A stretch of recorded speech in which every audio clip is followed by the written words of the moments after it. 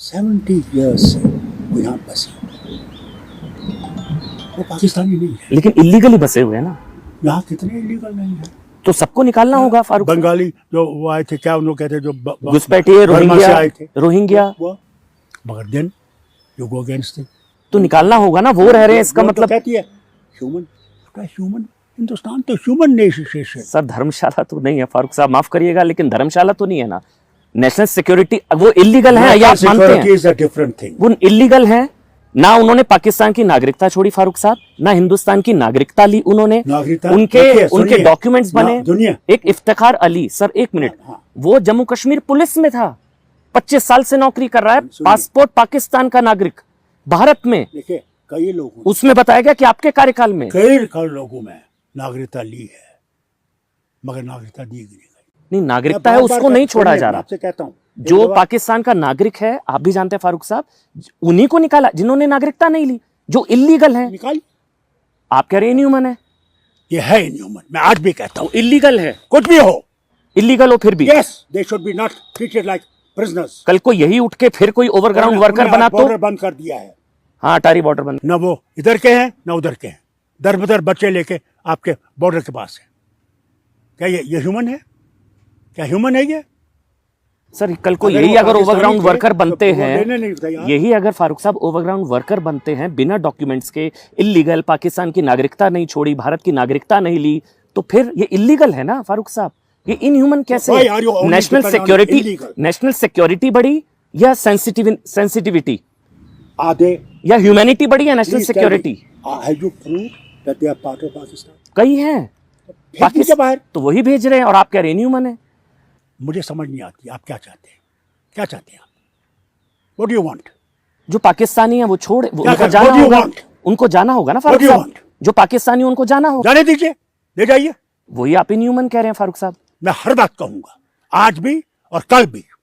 और जो 90 में कश्मीरी हिंदुओं का हुआ था वो इनह्यूमन नहीं? वो भी इनह्यूमन है, टोटली इनह्यूमन। वो तो आपके कार्यकाल में हुआ था। मेरे कार्यकाल में हुआ था, मगर मैंने पंतों को यहां से नहीं निकाला।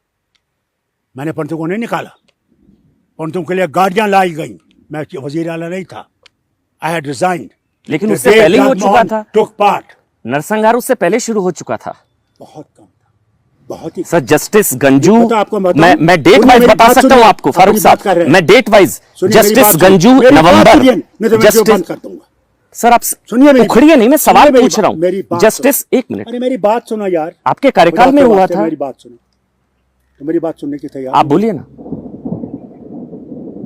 टीकालाल टपलू सितंबर, जस्टिस गंजू नवंबर।